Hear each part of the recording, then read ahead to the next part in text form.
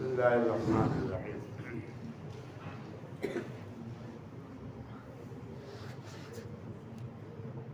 اعلان یہ کرتے ہیں کہ بھائی تھوڑے وقت میں بہت فائدہ ہوگا، مگر آپ کہیں گے تھوڑا وقت 40-45 منٹ کا تھوڑا ہوتا ہے۔ اصل میں آخرت کے اعتبار سے بھائی وقت ہے۔ کہتے ہیں کہ آخرت کا ایک دن 50,000 سال کے برابر ہوگا۔ سورہ معارج میں کانا مقدار ہو 50,000 فصل۔ اللہ والوں نے فرمایا کہ 50,000 سال کا ایک دن۔ اب ہماری عمر سمجھ لو 70 سال کی، چلو مان لو، تو بھاگا کار کریں گے تو آخرت کے مقابلے میں دنیا کی زندگی 3.5 سیکنڈ کی ہے بھائی۔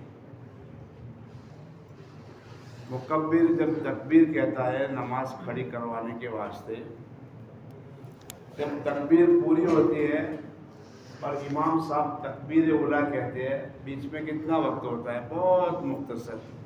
اب گھڑی دیکھیں تو شاید 3.5 سیکنڈ ہی ہوں گے، 3.5۔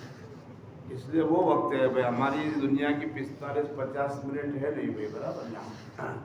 اس لیے کبھی ایسا اعتراض نہ کرے کہ ممبر پر جھوٹ بولتے رہو، تو ایسا سوال وہاں کا ہے، یہاں کا نہیں ہے بھائی۔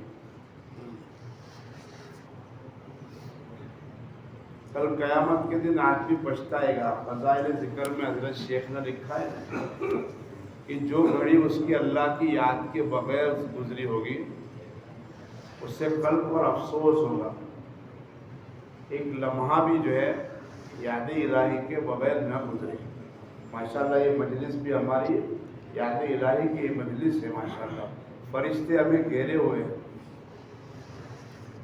روح البیان میں سیوطی کی جامع الصغیر والسخاوی کے مقاصد سے بروایت ابن عمر نبی پاک صلی اللہ علیہ وسلم کا ارشاد کر دیا ہے کہ میری امت میں ہر وقت 500 برگزیدہ بندے اور 40 ابدال ہوتے ہیں۔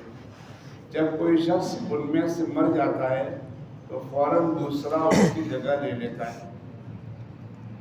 صحابہ کرام نے عرض کیا یا رسول اللہ صلی اللہ علیہ وسلم، ان لوگوں کے خصوصی اعمال کیا ہیں؟ تو آپ صلی اللہ علیہ وسلم نے ارشاد فرمایا، دیکھو ہم بھی ابدال بن سکتے ہیں بھائی۔ ہاں، موبائل چھوڑے تو ادھر ادھر کا چھوڑے تو بڑا بہت عجیب قسم کے لوگ بحث کرتے ہیں، بیجا بحث کرتے ہیں۔ ہم بھی بن سکتے ہیں۔ علامت کیا فرمائی، اعمال کیا فرمائے؟ ظلم کرنے والوں سے درگزر کرتے ہیں۔ ہمارے ساتھ جو ظلم کرے اس کو بھول جاؤ بھائی۔ برائی کا معاملہ کرنے والوں سے بھی احسان کا برتاؤ کرتے ہیں، یاد نہیں رکھتے۔ ہاں، دل میں رکھتے بہت سے لوگ، تو بہت رکھتے ہیں دل میں، اللہ حفاظت فرمائے۔ موقع پر موقع اردو کی طرف بولتے بھی رہتے ہیں، یہ اچھی چیز نہیں ہے۔ برائی کا معاملہ کرنے والوں سے بھی احسان کا برتاؤ کریں، اور اللہ کے عطا کردہ رزق میں سے لوگوں کے ساتھ ہمدردی اور غمخواری کا برتاؤ کریں۔ اللہ نے ہمیں رزق دیا ہے، دیکھو میں میری بیوی بچوں کو نہیں کھلاتا، برابر، یہ میرا غلط گمان ہے، میں تو ایک ٹپالی ہوں بھائی۔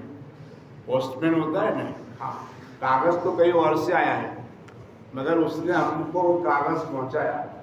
ان کی روزی پہنچانے کی ذمہ داری میری اور آپ کی تھی۔ ہاں، خدائی دعویٰ نہ کرے، ہوں سودا بدو سے، ہاں خبر پڑ سے جارا نہیں ہو جائے۔ بہت سے نہیں ہے دنیا میں، ان کی اولاد کو کوئی خبر نہیں پڑ رہی، ایک باوا نہیں ہے، بابا یہ دعویٰ نہ کریں۔ ہاں، اللہ اس پر ثواب دیتا ہے ہمیں، پر کیا معلوم ان کی برکت سے ہی ہمیں روزی ملتی ہو۔ حدیث شریف میں آتا ہے، قرآن کریم میں 2 جگہ پر اولاد کو قتل نہ کرنے کا حکم بیان فرمایا، وَلَا تَقْتُلُوا أَوْلَادَكُمْ۔ پھر آگے کیا فرمایا؟ خشیۃ املاق، ان کو کون کھلائے گا؟ تم کو یہ ڈر ہوتا ہے، مجھ کو اور تجھ کو کون کھلاتا ہے بھائی، برابر؟ ہاں، میرے باپ کے 12 بچے، برابر، ہاں، اب پھر آتے آتے میرے 2 ہو گئے تو یہ میرا قصور ہے بھائی۔ پہلے زمانے میں دیکھو اپنے باپ داداؤں کی اولاد، کسی کے یہاں 18، کسی کے یہاں 20، ماشاءاللہ چھوٹی موٹی مسجد بن جائے ان کی، بابا تو خشیت املاق، کون کھلائے گا اس ڈر سے اپنی اولاد کو قتل نہ کرو۔ قرآن میں دونوں جگہ پر تھوڑے سے الفاظ کے پھر سے فرمایا نحن نرزقکم وإیاہم، اور ایک جگہ پر فرمایا نحن نرزقہم وإیاہم، ان کو بھی ہم کھلا دیں اور تم کو بھی ہم کھلا دیں۔ اس کے آیت کے تحت کے اندر معرف القرآن میں لکھا ہے انما تنصرون وترزقون بضعفائکم، ہم تم کو جو یہ ملیدہ، تربوز، جوس یہ سب کھلا دے نا، یہ تمہارے کمزوروں کی برکت سے کھلا دے۔ پھر تفسیر میں لکھا ہے کمزوروں سے مراد تمہارے والدین ہیں، اب بے بس ہو گئے ہیں، وہ کچھ کر نہیں سکتے ہیں، تو ہماری ذمہ داری ہے بھائی تو ان کی ساری ضرورتوں کو پورا کرے۔ انما تنصرون وترزقون بضعفائکم، تمہارے کمزوروں کے صدقے میں ہم تم کو دیتے ہیں، یا تمہارے چھوٹے چھوٹے جو بچے ہوتے ہیں معصوم بچے، ان کے واسطے سے ہم تم کو دیتے ہیں، ان کے واسطے سے جو ہے ہم تم کو دیتے ہیں، ان کے وسیلے سے، ان کی برکت سے ہم تم کو دیتے ہیں۔ ہم خوش نصیب ہیں کہ اللہ ہم کو دیتا ہے تو ہماری اولاد کو، ہم ہمارے بیوی بچوں کو دل کھول کر ان پر خرچ کریں، فضول خرچی نہیں۔ عید کا ایک جوڑا کافی ہے، پھر بچہ یوں کہنا بات 3-4 جوڑے تو نہیں ملیں گے بھائی، ایک لے لو، اچھا لے لو بابا۔ ہاں، کھانے پینے کے اعتبار سے بھی اللہ نے ہمیں وسعت دی ہو تو اس حساب سے کرے۔ حدیث میں آتا ہے کہ کل قیامت کے دن ترازو کے اعمال کے اندر سب سے بھاری وزنی اور پہلی جو چیز رکھی جائے گی وہ نفقہ اور خرچہ ہوگا جو آدمی اپنے گھر والوں پر خرچ کرتا ہے، اپنے گھر والوں پر خرچ کرتا ہے۔ تو کیا بھائی ہمدردی، غمخواری کا برتاؤ کرے، اللہ کا دیا ہوا رزق ہے۔ ایک دوسری حدیث سے نقل کیا ہے کہ جو شخص بھوکے کو روٹی کھلائے، جو شخص بھوکے کو روٹی کھلائے، ننگے کو کپڑا پہنائے، ننگے کو کپڑا پہنائے، یا مسافر کو رات گزارنے کی جگہ دے، حتی شانہ قیامت کے ہولوں سے، بہت خطرناک ماحول ہوگا، ہولوں سے اس کو پناہ دیتے۔ یحییٰ بن مکی بغداد عراق کے جو ہے ایک صاحب ثروت مالدار آدمی، حضرت سفیان ثوری پر ہر مہینہ 1000 درہم خرچ کرتے تھے۔ دیکھو کوئی ہمارے یہاں ایسا اپنے امام کو ہر مہینہ 1000 روپیہ ہدیہ دے، 2-4 مہینے دیتے ہیں پھر تھک جاتے ہیں بہت کمائی سے۔ ہاں، خرچ کرتے تھے۔ سفیان ثوری سجدہ میں ان کے لیے دعا کرتے تھے، ہمارے ساتھ کوئی احسان کرے تو احسان کا بدلہ جزاک اللہ تو کم سے کم کہے، الانسان عبد الاحسان الجزاء الاحسان الا الاحسان، احسان کا بدلہ احسان ہے۔ تو سفیان ثوری ان کے لیے دعا کرتے تھے، اے اللہ یحییٰ نے میری دنیا کی ضرورتیں پوری کی ہے تو اپنے لطف سے اس کی آخرت کی ضرورتیں پوری فرما۔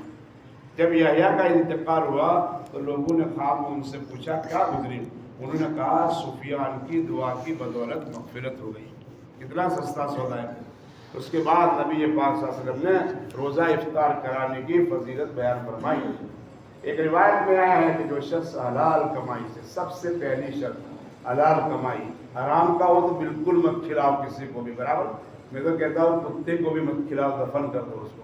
جو شخص حلال کمائی سے رمضان میں روزہ افطار کرائے، اس پر رمضان کی راتوں میں فرشتے رحمت بھیجتے۔ شب قدر میں جبرائیل علیہ السلام سے، جبرائیل علیہ السلام اس سے مصافحہ کرتے ہیں ماشاءاللہ، اور جس سے جبریل علیہ السلام مصافحہ کرتے ہیں اس کی علامت نشانی ہے کہ اس کے دل میں رقت پیدا ہوتی ہے، آنکھوں سے آنسو بہتے ہیں، نرم دل ہو جاتا ہے۔ حماد بن سلمہ ایک مشہور محدث ہے، روزانہ 50 آدمیوں کے روزہ افطار کرانے کا اہتمام کرتے تھے۔ افطار کی فضیلت ارشاد فرمانے کے بعد فرمایا اس مہینے کا اول حصہ رحمت ہے، یعنی اللہ تعالیٰ شاہروں کا انعام متوجہ ہوتا ہے، اور یہ رحمت عام مسلمانوں کے لیے ہوتی ہے۔ اس کے بعد جو لوگ اس کا شکریہ ادا کرتے ہیں ان کے لیے اس رحمت میں اضافہ ہوتا ہے۔ لئن شکرتم لأزیدنکم ولئن کفرتم ان عذابی لشدید۔ شکرانہ کیا ہے بھائی؟ نماز پڑھے، تراویح پڑھے، روزہ رکھے، قرآن کریم کی تلاوت فرمائے، ہمدردی کرے اللہ کی مخلوق کے ساتھ، غمخواری کرے، کہ اس کا شکریہ ہے بھائی۔ تو اللہ تعالیٰ پھر اس کے اندر اضافہ فرما دے اور اس کے درمیان حصے سے مغفرت شروع ہوتی ہے. اس کے لیے اس لیے کہ روزوں کا کچھ حصہ گزر چکا ہے، اس کا معاوضہ اور اکرام مغفرت کے ساتھ شروع ہوتا ہے. اور آخری حصہ تو بالکل آگ سے نجات ہی اور خلاصی ہے. آخری حصہ جو ہے آگ سے نجات ہے. اور بھی بہت سی روایتوں میں ختم رمضان پر جہنم سے آگ کی بشارت، خلاصی کی بشارتیں وارد ہوئی ہے. رمضان کے 3 حصے کیے گئے جیسا کہ اوپر والے مضمون سے معلوم ہوا. بندے ناچز کے خیال میں 3 حصے رحمت، مغفرت، آگ سے نجات. اس کے درمیان میں فرق یہ ہے کہ آدمی 3 طرح کے ہوتے ہیں. ایک وہ لوگ ہیں جن کے اوپر گناہوں کا بوجھ نہیں ہوتا، جیسے اللہ والے ہوتے ہیں ماشاءاللہ، ان پر تو کچھ بھی گناہ ہوتے ہیں ماشاءاللہ. آخر ہے انسان. دیکھو نبی کے سوا کوئی معصوم نہیں. ایک بات یاد رکھو، کوئی دعویٰ کرے میں نبی میں جو ہے معصوم ہوں تو وہ جھوٹا ہے. ہاں، نبی کے علاوہ انسان ہے، گناہ تو ہو ہی جائیں گے، مگر گناہ کے بعد فوراً توبہ کر لینا یہ اللہ کو بہت پسند ہے. ایک وہ لوگ ہیں جو جن پر گناہوں کا بالکل بوجھ نہیں ہے، ان کے لیے شروع سے رحمت ہے اور انعام کی بارش ہوتی ہے. دوسرا وہ جو معمولی گنہگار ہیں، ان کے لیے کچھ حصہ روزہ رکھنے کے بعد ان روزوں کی برکت سے اور بدلے میں مغفرت اور گناہ کی معافی. تیسرا وہ جو زیادہ گنہگار ہیں، ان کے لیے زیادہ حصہ روزہ رکھنے کے بعد آگ سے نجات ہوتی ہے. اور جن لوگوں کے لیے ابتدائی سے رحمت تھی، ان کے گناہ بخشائے تھے اور ان کا تو پوچھنا ہی کیا ہے، ان کے لیے رحمتوں کے کس قدر انبار ہوں گے. اللہ تعالیٰ جو ہے ان تینوں حصوں سے جو ہے ہم تمام کو جو ہے مستفید فرمائے. یہ بہت بڑی چیز ہے. آئندہ آنے والی جمعہ جو ہے وہ شب جمعہ ہے، جمعہ کی رات ہے. اللہ ہمیں نصیب فرمائے. کل کا دن جمعہ کا دن ہے. جمعہ کے دن کے جو اعمال ہیں، اولاً تو جو ہے کثرت سے درود شریف پڑھے، حضور پاک صلی اللہ علیہ وسلم کثرت سے پڑھے. بس سارے اعمال ہو گئے، پھر درود شریف پہ مشغول ہو جائیں. سورہ کہف کی تلاوت کریں ایک جمعہ سے دوسری جمعہ تک. اس کے ساتھ ایک نور لگا دیا جائے گا اور ایسا نور ہوگا کہ یہاں سے لے کر بیت اللہ تک وہ پہنچے گا اور یہ قیامت کے اندر جو ہے مجھے اور آپ کو کام آئے گا. دجال کے فتنے سے بچنے کا ایک دم بہت ہی اکثر علاج ہے اگر کوئی تو سورہ کہف کا پڑھ لینا. میں نے آپ نے سورہ کہف پڑھ لی. اب یہ ہفتے میں اگر دجال نکلا تو اس کے شر سے ہم محفوظ رہیں گے. بہت طاقتور ہوگا، طاقتور. آدمی کے 4 ٹکڑے کرے گا، پھر کہے گا چل تو وہ چلے گا. بارش برسائے گا، دانا ڈالے گا. یہ ہائیبریڈ تو کچھ بھی نہیں ہے. انگور تربوز جتنے ہوں گے ایسا اگائے گا. لوگ کہیں گے یار یہ تو ماننے کے قابل ہے، اس میں کوئی شکتی ہے. ہاں، چمتکار نمسکار جیسا لگتا ہے تو برابر. تو کمزور ایمان والے اس پر چلے جائیں گے، اس کے ساتھ جو ہے چلے جائیں گے. اس کے پیشانی پر کافر لکھا ہوگا، ایک آنکھ سے کانا ہوگا. یہ سب نشانیاں بتلانے کے بعد بھی کمزور ایمان والے اس کے پیچھے جائیں گے. تو اللہ تعالیٰ جو ہے اس کے شر سے ہماری حفاظت فرماتا ہے. 12 رکوع ہے بھائی سورہ کہف کے. مغرب سے جمعہ شروع ہو جاتی ہے برابر. بہت کھایا، ایسے بھاگتے جیسے بچے سب کھا جائیں گے. نماز مغرب میں دیکھا نا آپ نے، ایسے بھاگتے بچے کھائے جائیں گے نا. بچے تو اپنے لیے الگ رکھ دیتے ہیں کہ ابھی وہ آئے گا دادا گیری کرے گا. ہوتے ہیں کچھ لوگ ایسے دھمال کرتے ہیں گھر میں، دھمال کرتے. کیلا بچہ بھول سے کھا گیا، او ہو خیر نہیں گھر والوں کی. تو بچے بھی سمجھتے ہیں کہ وہ ظالم ابھی آئے گا، اس کی 2-4 بوٹیاں زیادہ رکھ دو بھائی، وہ نہ کھائے تو بعد میں کھا لیں گے. ایسا کیا بھاگنے کی ضرورت ہے؟ 6 رکعت نماز اوابین پڑھ لو، بہت زیادہ ثواب ہے، بہت زیادہ ثواب ہے. افسوس ہے کہ پہلی صف پہ آتے ہیں شوق سے اور پھانکتے ہوئے بھاگتے ہیں. تو پھر شوق ہے بھاگنے کا جو ہے ارادہ ہے تو پھر باہر پڑھو نماز بھائی. مسجد باہر نہیں، جماعت کھانے کے بعد باہر پڑھو بھائی، وہاں سے جلدی جو ہے بھاگ جائیں گے. کیا ضرورت ہے اتنا جلدی کرنے کی برابر. تو مغرب سے جمعہ شروع ہوتا ہے تو سورہ کہف پڑھ لیں ماشاءاللہ. سورہ دخان 25ویں سپارے میں ہے. 13 رکوع پورے ہونے کے بعد 14، 15 اور 16واں رکوع ہے. مختصر صورت ہے 3 رکوع کی. 2 روایتوں میں 2 فائدے لکھے ہیں. جو رات کو پڑھے گا صبح ہونے سے پہلے اللہ اس کی مغفرت کرے گا. تو اگر رات میں نہیں پڑھا، رات چلی گئی تو یہ فضیلت گئی، یہ فضیلت جو ہے گئی۔ اور جو دن میں پڑھے گا تو اللہ تعالیٰ جنت کے عالیشان محل کا اس کو مالک بنائے گا، اس کا جو ہے مالک بنائے گا۔ اب سیدھی بات ہے کہ رمضان کا ثواب بھی جو ہے بہت زیادہ بڑھ جاتا ہے۔ تو سورہ کہف بھی پڑھے، سورہ دخان بھی پڑھے، اور کثرت سے جو ہے درود شریف بھی پڑھے۔ علامہ سخاوی رحمۃ اللہ علیہ نے قول بدی میں الدر المنظوم سے حضور اکرم صلی اللہ علیہ وسلم کا ارشاد نقل کیا ہے کہ تم میں کثرت سے درود پڑھنے والا کل قیامت کے دن مجھ سے سب سے زیادہ قریب ہوگا۔ ہاں، اللہ کے نبی کا نزدیک ہوگا، سب سے زیادہ کثرت سے درود پڑھے۔ حضرت انس رضی اللہ تعالیٰ عنہ کی حدیث سے بھی ارشاد نقل کیا ہے کہ قیامت میں ہر موقع پر مجھ سے زیادہ قریب وہ شخص ہوگا جو کچھ کثرت سے درود پڑھے۔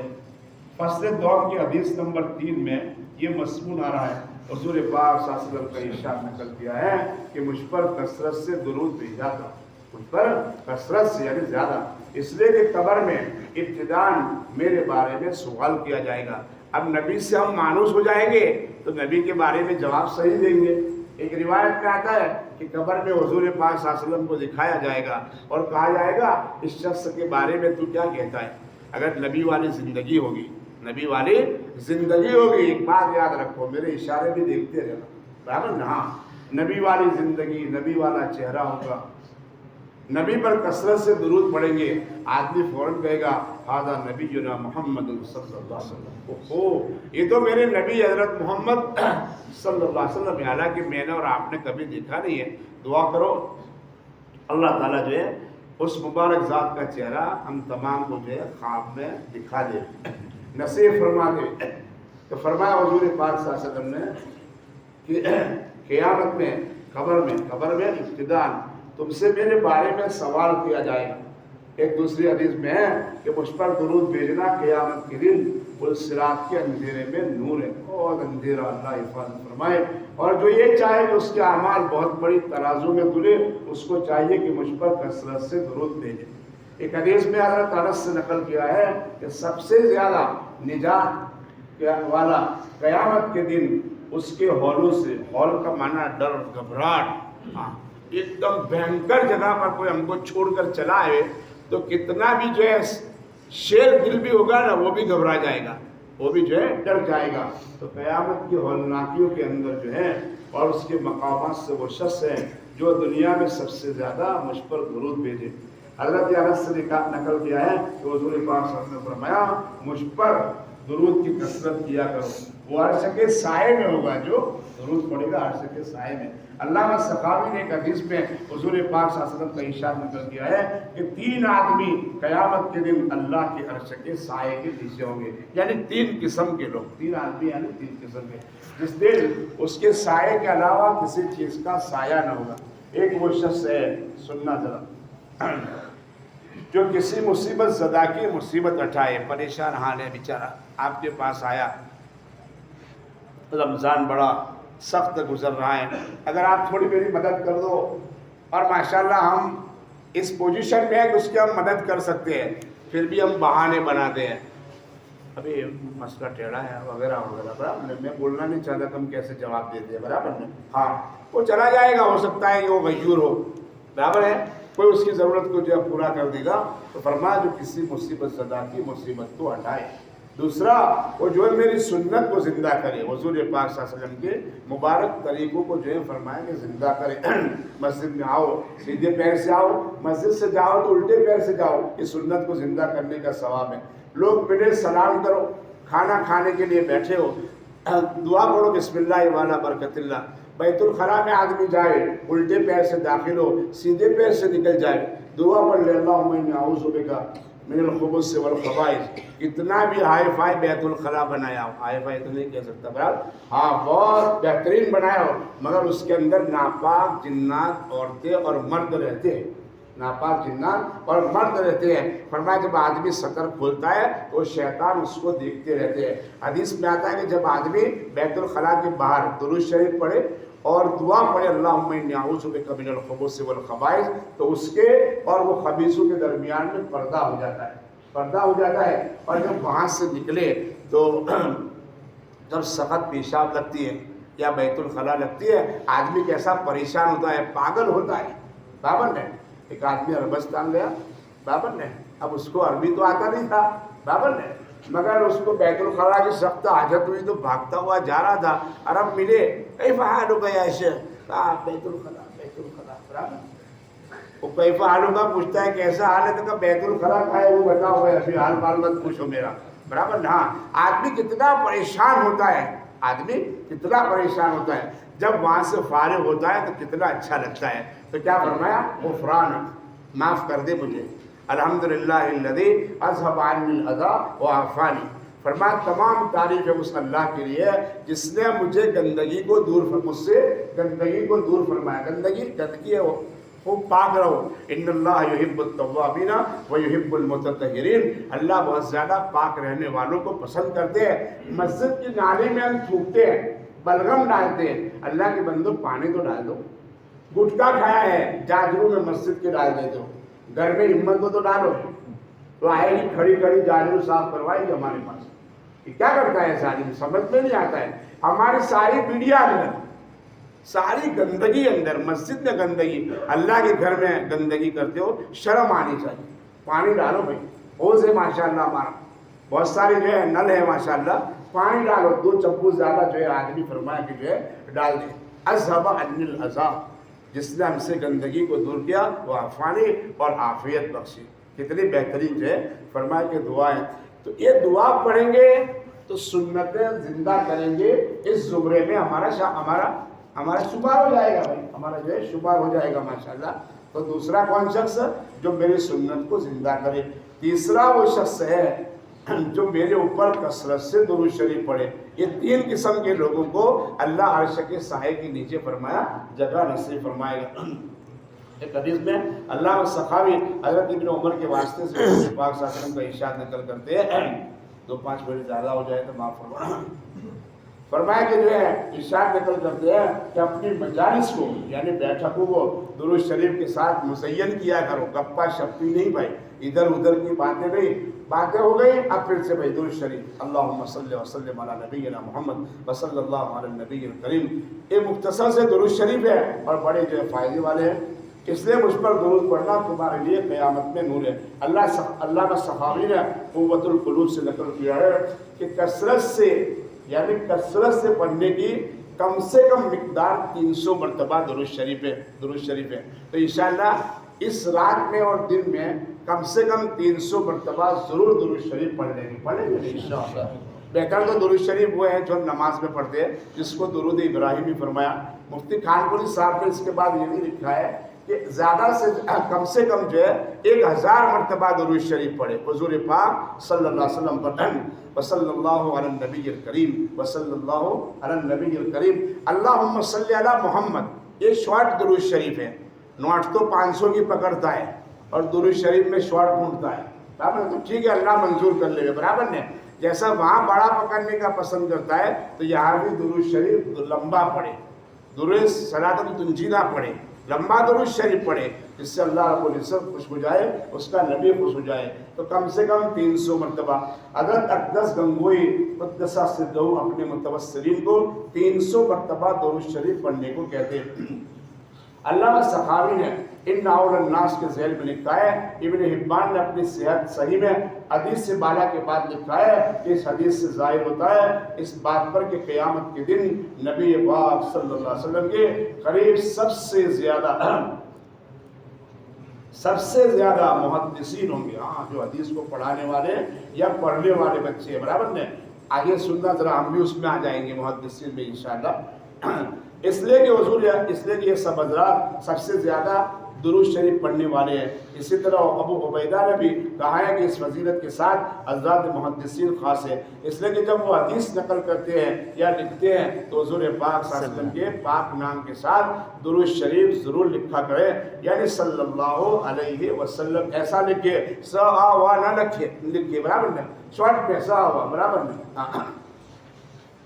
کیا سمجھنے کا یہ ثواب کو صلی اللہ علیہ وسلم پورا جو ہے درود شریف فرمایا کہ جو ہے لکھا جائے. اسی طرح سے خطیب نے ابو نعیم سے نقل کیا ہے کہ یہ فضیلت محدثین کے ساتھ مخصوص ہے. علماء نے لکھا ہے کہ اس کی وجہ یہ ہے کہ جب وہ حدیث پڑھتے ہیں یا نقل کرتے ہیں یا لکھتے ہیں تو حضور پاک صلی اللہ علیہ وسلم کے پاک نام کے ساتھ کثرت سے درود لکھنے یا پڑھنے کی نوبت آتی ہے. لوگوں کو چاہیے کہ جب بھی حضور پاک صلی اللہ علیہ وسلم کا نام زبان پر آئے، سنا جائے، لکھا جائے، بولا جائے، تب بھی فرمایا کہ درود شریف پڑھا جائے، اور لکھنے کا وقت آئے تو فرمایا درود شریف جو ہے لکھا جائے. اور محدثین سے مراد اس موقع میں ائمہ حدیث نہیں ہے، سن حضرت نے لکھا ہے، بلکہ وہ سب حضرات اس میں داخل ہیں جو حدیث میں پاک کی کتابیں پڑھتے یا پڑھاتے ہیں. ماشاءاللہ جماعت میں ہم نکلے، تعلیم ہوتی ہے، 2-4 گھنٹے تعلیم ہوتی ہے. ماشاءاللہ کتنی مرتبہ حضور پاک صلی اللہ علیہ وسلم کا نام آتا ہے، ذوق سے شوق سے شیطان کو اٹھا کر بیٹھے، برابر میں باری دیوار کو ٹیک نہ لگا رہے، کیونکہ یہ کم وقت نہ سنتی ہے نہ سننے دیتی ہے، برابر نے. اور پھر لوگ کیا کہتے ہیں، دیکھو ماشاءاللہ اللہ کی رحمت نازل ہو گئی تو خان صاحب سو گئے، برابر نے. معلوم نہیں رحمت نازل ہوئی ہے، شیطان نے ہاتھ پھرا دیا ہے، یہ سن جائے گا تو بن جائے گا، یہ سن جائے گا تو بن جائے گا. کتنی مرتبہ درود شریف جو ہے 4 گھنٹے کی تعلیم میں پڑھا جاتا ہے. اتنی مرتبہ ہم درود شریف پڑھے تو اس حدیث کے اندر محدثین کا جو شمار ہے انشاءاللہ ہمارا بھی ہو جائے گا. اس موقع پر بلکہ وہ سب حضرات اس میں داخل ہیں جو حدیث پاک کی کتابیں پڑھاتے ہیں، چاہے عربی میں ہو یا اردو میں ہو. دیکھو اب گجراتی بھی آ گئی، انگلش بھی آ گئی، یا جو سے زبان آ گئی. زیادہ صحیح میں طبرانی سے حضور پاک صلی اللہ علیہ وسلم کا ارشاد نقل کیا ہے کہ جو شخص مجھ پر درود شریف بھیجے، کسی کتاب میں یعنی لکھے، یعنی فرشتے اس پر درود بھیجتے رہے گے جب تک کہ میرا نام اس کتاب میں رہے گا. طبرانی سے حضور پاک صلی اللہ علیہ وسلم کا ارشاد نقل کیا ہے کہ جو شخص صبح کو، سن لو، جو شخص صبح کو مجھ پر 10 بار درود بھیجے اور شام کو 10 بار درود بھیجے، قیامت کے دن اس کے لیے میری شفاعت واجب ہے. اللہ اکبر، کتنا سستا سودا ہے. جب گھر سے دھندے کے لیے ہم نکلے تو 10 مرتبہ درود شریف پڑھ لو. جب گھر سے واپس آؤ 10 مرتبہ، گھر میں واپس آؤ 10 مرتبہ. بیچ میں جو بھی دھندا ہوا ہوگا انشاءاللہ ایسی برکت نصیب فرمائے گا جیسے عثمان ابن عفان کو نصیب فرمائی تھی. مٹی میں ہاتھ ڈالا سونا بن گیا. عبد الرحمن ابن عوف جا رہے ہیں، پیشاب کر رہے ہیں، فرمایا ڈھیلا لیا میں نے، اللہ نے اس کو جو ہے سونے کی شکل میں کر دی. یہ برکت ہے، یہ برکت ہے، یہ برکت اللہ اسی وقت نصیب فرمائے گا جب ہم اس کے بن کر زندگی گزاریں گے.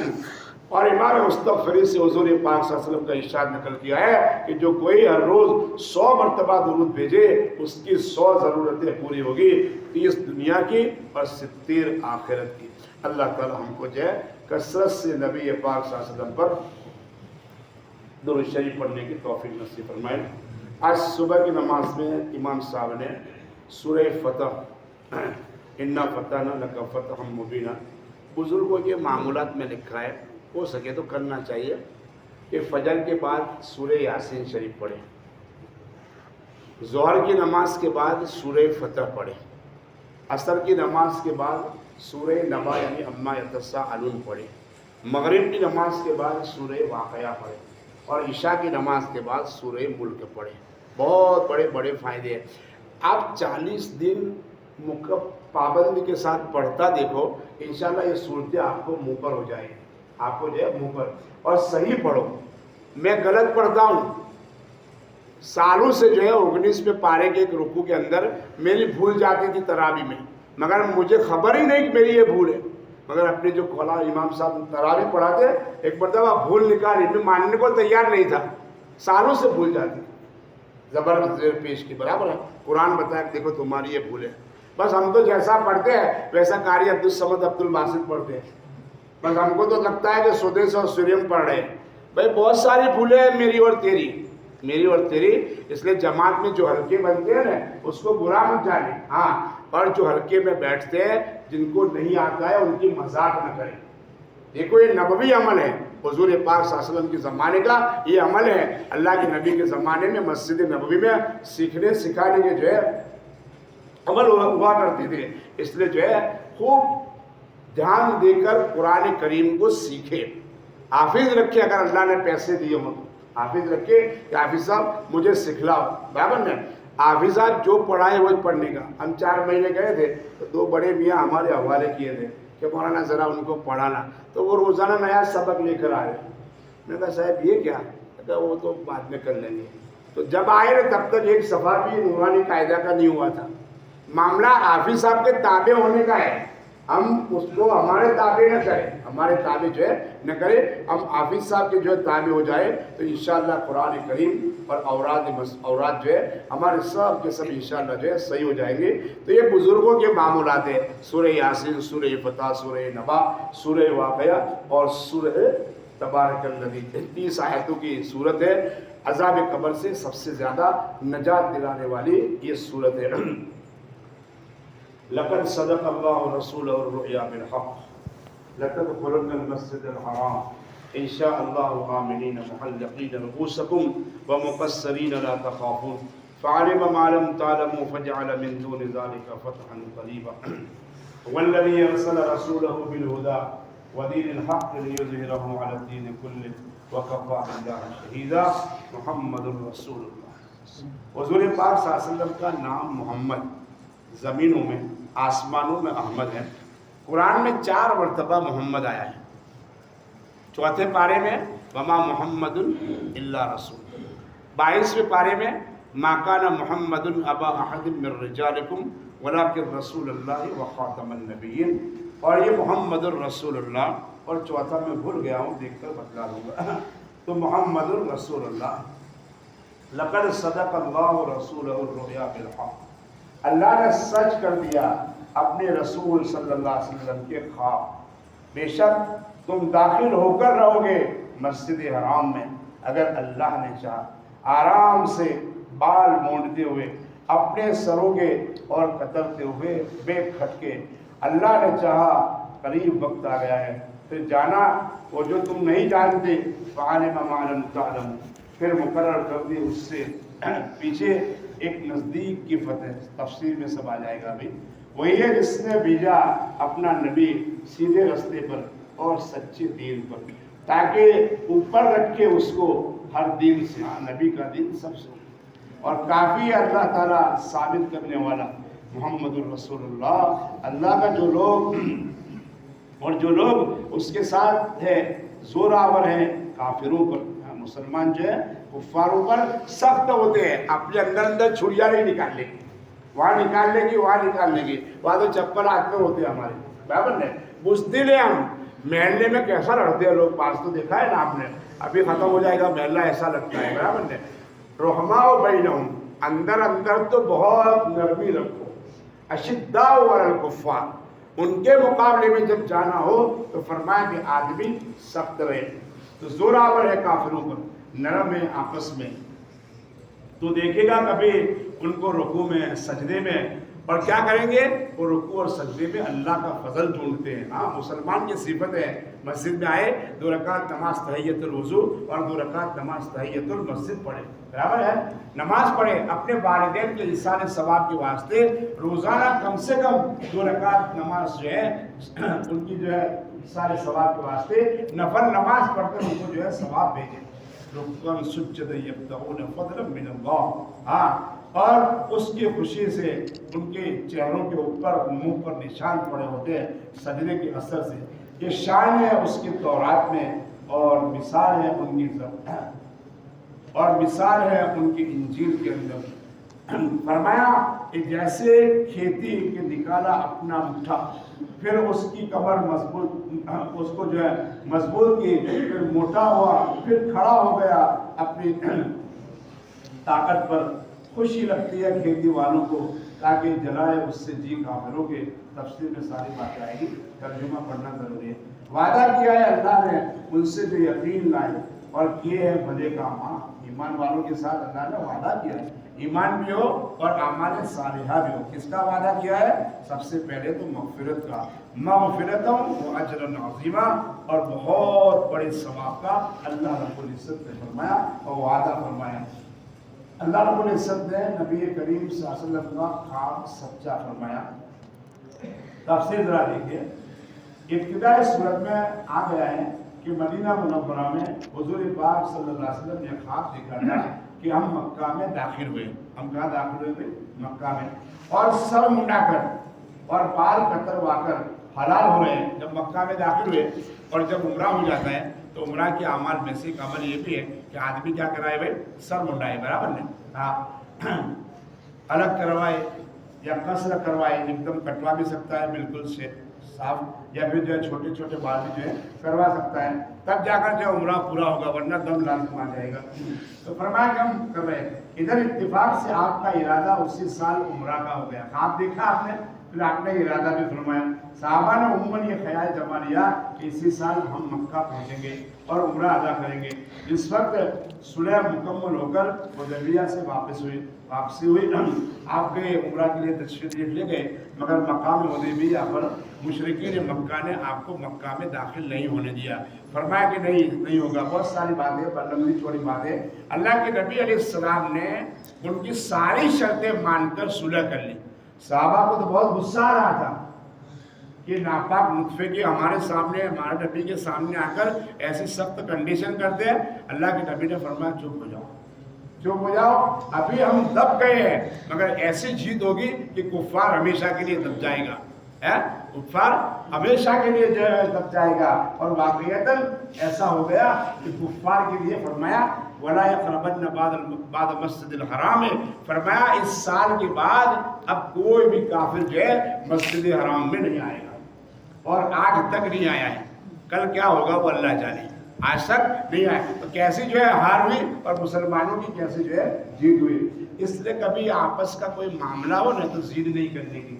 بابا نہ بات دینا, وہ کیا جانے ہے, ہم کو دباتا ہے, اس کی اونچی رکھتا ہے, تو تیری تو ناقص کا ہے, اس کی تھوڑی بہت ہے وہ تو رکھتا ہے اونچی. برابر نے, ہم جھکیں گے, اللہ جو ہے ہمارے ساتھ یہی معاملہ فرمائے گا جو حضور پاک صلی اللہ علیہ وسلم کے ساتھ فرمایا. فرمایا کہ صلح حدیبیہ کے بعد واپسی ہوئی. بعض صحابہ نے عرض کیا یا رسول اللہ, کیا آپ نے نہیں فرمایا تھا کہ ہم امن و امان سے مکہ میں داخل ہوں گے, عمرہ کریں گے؟ آپ نے فرمایا کہ میں نے یہ بھی کہا تھا کہ انسان یعنی اس سال ہوگا. عرض کیا نہیں. فرمایا تو بے شک یوں ہی ہو کر رہے گا, تم امن و امان سے مکہ پہنچ کر بیت اللہ کا طواف کرو گے, اور تم میں سے کوئی سر مڑا کر, کوئی بال کتروا کر احرام کھولے گا, اور وہاں جانے کے بعد کسی طرح کا کھٹکا نہ ہوگا. چنانچہ حدیبیہ اگلے سال, دیکھو ایک سال چھوٹ گیا, اگلے سال فرمایا کہ حدیبیہ اگلے سال یوں ہی ہوا. اسی کو فرمایا کہ تحقیق اللہ نے اپنے رسول کا صاحب سچا فرمایا انشاءاللہ. فرمانا ایک کثیر کی نزدیک تحقیق اور توقید کیا, اور لکھا ہے کہ اللہ رب العزت نے مسلمانوں کے دلوں کو اس خواب کے ذریعے سے جو خوش فرمایا. یعنی جو اللہ نے اپنے علم مبین کے موافق واقعات کا سلسلہ قائم کیا. وہ جانتا تھا کہ خواب کی تعبیر ایک سال بعد ظاہر کرنے میں کس قدر مسئلہ ہے. اللہ تعالیٰ جو ہے حکیم ہے, خیر الحکیم لا یخلو علی الحکمہ, اس کا کوئی کام جو حکمت سے خالی نہیں ہوتا ہے. جن کے تمہیں خبر نہیں, اس لیے خواب کا واقع ہونا اس سال نہ ہونے دیا, اور اس کے واقع ہونے سے پہلے تم کو لگتے تھے ایک اور فتح تم کو دے دی, یعنی خیبر کی فتح.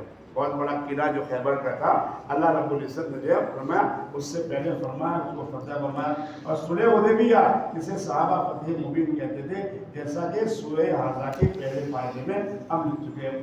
یعنی اصول اور فروع, عقائد اور احکام کے اعتبار سے یہ ہے کہ دین سچا ہے, اور یہی دین اسلام صحیح اور سیدھی راہ ہے جو محمد رسول اللہ صلی اللہ علیہ وسلم لے کر آئے ہیں. اس دین کو اللہ نے ظاہر میں بھی سینکڑوں برس تک سب مذاہب پر غالب کیا ہے, سب مذاہب پر سینکڑوں برس تک جو ہے غالب کیا ہے. لاکھ تدبیریں کرتے ہیں یہ شیطان دین اسلام کو مٹانے کی, مگر مٹانے والے مٹ گئے. دین اسلام ماشاءاللہ زندہ اور جاوید ہے. ہم کام آ جائے تو ہماری خوش قسمتی ہے, اور ہم چھپ جائیں گے تو ہماری بد قسمتی ہے. اللہ اس سے ہماری حفاظت فرمائے. اور مسلمان نے تمام مذاہب والوں پر صدیوں تک بڑی شان و شوکت سے حکومت کی, اور آئندہ بھی دنیا کے خاتمے کے قریب ایک وقت آنے والا ہے جب ساری دنیا پر دین حق غالب ہوگا, اور مسلمانوں کی جو ہے حکومت اس وقت قائم ہو جائے گی. یعنی اللہ اس دین کی حقانیت کا گواہ ہے اور وہی اپنے فضل سے اس کو حق ثابت کرنے والا ہے۔ یعنی کافروں کے مقابلے میں مسلمان سخت مضبوط اور قوی ہے، اس سے کافروں پر رعب پڑتا ہے۔ اس لیے علماء نے مخبری کو حرام لکھا ہے۔ مخبر جو ہوتے ہیں شیطان قسم کے، وہ مسلمانوں کے امتوں کو مصدق و تذبذب میں ڈال دیتے ہیں ہماری باتیں وہاں پہنچا کر۔ یہ بہت خطرناک چیز ہے۔ تمہارے تھوڑے سے فائدے میں مسلمانوں کی جو ہے بے عزتی تم جو ان شیطان کے سامنے جو ہے کروا دو۔ تو فرمایا کہ جو ہے کافروں کے مقابلے میں بڑے سخت ہے اور کفر سے نفرت اور بیزاری کا اظہار کرتے ہیں۔ کسی حال میں بھی جو ہے مر جائیں گے مگر کفریہ کلمات جو ہے ہماری زبان پر فرمایا کہ نہیں آئے گا۔ اللہ تعالیٰ نے فرمایا کہ فغلظ علیہم، اور آگے فرمایا اذلۃ علی المؤمنین اعزۃ علی الکافرین۔ حضرت شاہ صاحب لکھتے ہیں کہ جو نرمی کے ساتھ چلے وہ اللہ کے دربار میں جو ہے پیارا اور محبوب گنا جائے گا، اور جو ایمان سے سوال پر آئے وہی جو اپنی جگہ پر نرمی کو اختیار کرے گا، اس کے اندر صحیح معنوں میں ایمان ہوگا۔ علماء نے لکھا ہے کسی کافر کے ساتھ احسان اور حسن سلوک سے پیش آنا، اگر مصلحت شرعی ہو کوئی مذائقہ نہیں، ہاں ان کے ساتھ اچھے اخلاق سے پیش آئے، ان کو ضرورت ہو تو ان کی ضرورتوں کو پورا کریں، محتاج ہو تو ان کی محتاجی کو دور کرنے کے، مگر وہ کہے ویسا جو ہے فرمایا کہ ہم نہیں کر سکتے، مگر دین کے معاملے میں وہ تم کو ڈھیلا نہ سمجھے۔ یعنی اپنے بھائیوں کے ہمدرد اور مہربان، ان کے سامنے نرمی سے جھکنے والے، تواضع اور انکساری سے پیش آنے والے، مسلمان کے ساتھ انکساری سے تواضع سے پیش آنے والے۔ صحابہ کی دونوں شانیں چمک رہی تھی صلح حدیبیہ میں۔ کفاروں کے سامنے تو ایسی آنکھیں نکالی کہ بعض کفار نے تو ان کی آنکھیں دیکھ کر ہی پیشاب کر دیا تھا۔ ہاں بھلے وہ جو ہے ظالم بن کر آئے تھے۔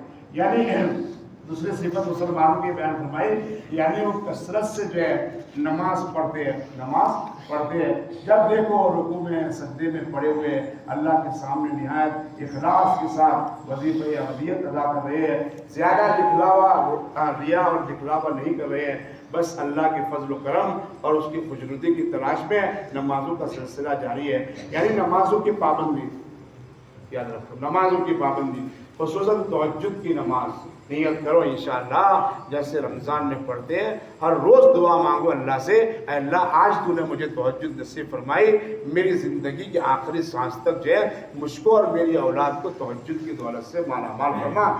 یہ 30 دن میں ایک دن ضرور ایسا آئے گا کہ دعا قبول ہو جائے گی اور انشاءاللہ جو ہے آنکھ خود بخود کھل جائے گی، آنکھ جو ہے فرمایا کہ خود بخود کھل جائے گی تہجد کی نماز سے۔ ان کے چہروں پر خاص قسم کا نور اور رونق ہوتی ہے۔ اللہ والوں کے چہرے دیکھو کیسے ماشاءاللہ چمکتے ہوتے ہیں، وہ کوئی فیئر اینڈ لولی نہیں لگاتے، گویا خشیت اور خشوع اور حسن نیت سے اور اخلاص کی شعائع باطن سے پھوٹ پھوٹ کر ان کے چہرے پر ظاہر ہوتی ہے۔ حضرات صحابہ اپنے چہروں کے نور اور متقیانہ چال ڈال سے لوگوں میں الگ پہچانے جاتے تھے صحابہ کرام۔ یعنی پہلی کتابوں میں خاتم الانبیاء کے ساتھ خاتم الانبیاء صلی اللہ علیہ وسلم کے ساتھیوں کی ایسی شان بیان کی گئی تھی، چنانچہ بہت سے غیر متعصب اہل کتاب ان کے چہرے اور اخبار اور طریقے کو دیکھ کر بولتے تھے کہ واقعیت اللہ کی تو مسیح کے حواری معلوم ہوتے ہیں۔ عیسیٰ علیہ السلام کے ماننے والے جو تھے ان کو حواری بولتے ہیں، اور ہمارے نبی کے ساتھ جو تھے ان کو صحابہ بولتے ہیں۔ تو فرمایا حواری عیسیٰ معلوم ہوتے ہیں، یعنی وہ ایسے جیسے چمکدار تھے ویسے نبی کے ساتھی بھی ہیں۔ شاہ صاحب لکھتے ہیں کہ کھیتی کی مثال کے دیتے فرمایا، یعنی اول اس دین پر ایک آدمی تھا، پھر 2 ہوئے، پھر آہستہ آہستہ قوت بڑھی۔ پہلے اللہ کے نبی تھے، اللہ کے نبی نے گھر جا کر حضرت خدیجہ سے فرمایا کہ زملونی مجھے چادر اڑا دے۔ فرمایا کیا ہوا ہے؟ فرمایا بس ایسا ہو گیا ہے، فرشتہ نظر آیا تھا، اصلی شکل میں حضرت جبریل علیہ السلام دیکھے تھے۔ تو خدیجہ بہت سمجھدار عورت تھی، سمجھ گئی کہ چلو ورقہ ابن نوفل اس زمانے میں جو ایک بہت بڑے مکہ کے تھے آدمی، مگر عیسائی مذہب پر تھے، اور ان کو ساری یہ باتیں معلوم ہوتی تھی، کہا میں تم کو ان کے پاس لے جاؤں۔ جیسے آج کل کے زمانے میں تو نہیں کہہ سکتا تعویذ پریدہ کرنے والے اکثر جھوٹے ہوتے ہیں، مت جاؤ، برابر بالکل گپا شپی ہوتے ہیں، ان کو ان کا خبر نہیں ہوتا ہے اپنا کیا کریں گے، برابر ان کے پاس جائیں گے تو اپنا وقت بھی بگڑے گا اور پیسے بھی بگڑیں گے، مرغا وہ کھائے گا، بکرا وہ کھائے گا، اور بالکل تالا لانا، کہیں سفید ڈبہ بالکل برابر نہیں، کہیں کلیجی اچھی نکلے، تاکہ جو ہے کلیجی اچھی نکلے۔ تو دوستوں اور بزرگوں جو ہے ورقہ ابن نوفل جو ہے جاننے والے تھے، اللہ کے نبی کو وہاں پر لے گئے، ساری باتیں بارہ ہم سنتے ہیں۔ تو فرمایا کہ خدیجہ الکبریٰ پھر آپ پر ایمان لائی، پھر ابو بکر کو جب آپ نے اسلام کی دعوت دی تو پھر ابو بکر صدیق رضی اللہ تعالیٰ عنہ جو ہے ایمان لائے۔ میں اکیلا ہی چلا تھا جانب منزل، مگر لوگ آتے گئے اور قافلہ بڑھتا گیا۔ فرمایا کہ پہلے ایک آدمی تھا، پھر دو ہوئے، پھر آہستہ آہستہ قوت بڑھتی گئی۔ حضرت صلی اللہ علیہ وسلم کے وقت میں، پھر خلفاء کے حال میں، بعض علماء کہتے ہیں اخرج شطہ میں اہل صدیقی تو آراؤ میں اہل فاروقی، سمجھانے کی بات ہے مگر وقت بہت ہو گیا ہے، اس لیے جو ہے چاروں خلفاء کے بارے میں اسلام کیسے ترقی کر گیا۔ عہد عثمانی میں فاستوى علی سوقہ میں، علی کے زمانے میں یہ درخت تناور ہو گیا، جیسا کہ بعض دوسرے بزرگ بولے والذین معہ اشداء علی الکفار کے تحت نے فرمایا یہ لکھا ہے خلفاء اربعہ۔ مگر صحیح ہے کہ یہ آیت تمام جماعت صحابہ کی آیت مجموعی کے ساتھ لکھی گئی ہے۔ صحابہ بیعت رضوان جس کا ذکر آغاز صورت میں چلا رہا ہے، کھیتی کرنے والے چونکہ اس کام کے مبصر ہوتے ہیں، اس لیے ان کا ذکر خصوصیت سے کیا۔ جب ایک چیز کا مبصر یعنی دور نگاہ رکھنے والا اس کو پسند کرے، دوسرے کیوں نہ کرے؟ یعنی اسلامی کھیتی کی یہ تعظیم اور رونق اور بہار دیکھ کر کافروں کے دل حسد سے جلتے ہیں۔ اس آیت سے بعض علماء نے یہی نکالا ہے کہ صحابہ سے جلنے والا کافر ہی ہے، صحابہ سے جلنے والا کافر ہے۔ جملے کو سمجھو ذرا، یہ شیعہ لوگ جو ہوتے ہیں نا شیطان قسم کی یہ بورے، ان کے ہندو کے وہاں سے کوئی چیز لے لو، شیعہ کے وہاں سے مت لے لو۔ ابو بکر اور عمر کو کافر اور زندیق کہتے ہیں، عثمان کے بارے میں عید غدیر مناتے ہیں 18 ذی الحجہ میں۔ بہت سخت قسم کے جو ہے صحابہ کے بارے میں شیعہ قسم کے لوگ ہیں، لہذا صحابہ کرام سے جلنے والا کافر ہوتا ہے۔ اللہ تعالیٰ ہم تمام کو جو ہے صحابہ سے محبت کرنے والا، مغفرت کا مالک اور اجر عظیم کا جو ہے مالک بنائے۔ سبحان اللہ و بحمدہ، سبحانک اللہم و بحمدک، اشہد ان لا الہ الا انت، استغفرک و اتوب الیک۔